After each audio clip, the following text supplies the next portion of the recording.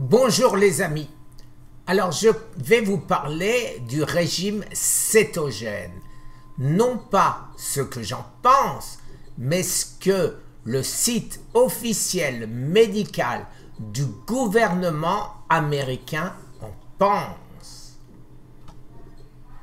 Le régime cétogène est récemment apparu comme une thérapie métabolique dans le traitement du cancer, ciblant le métabolisme des cellules cancéreuses plutôt qu'une approche diététique conventionnelle.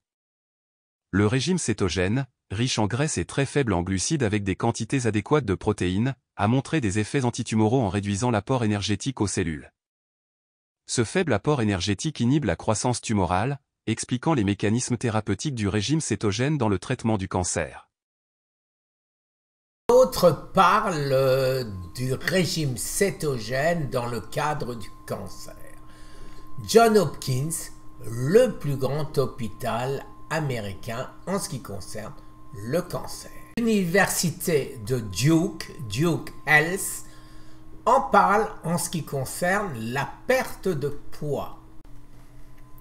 Harvard Medical School, depuis 2020, en parle dans le cadre de la perte de poids et récemment en ce qui concerne bien évidemment le cancer.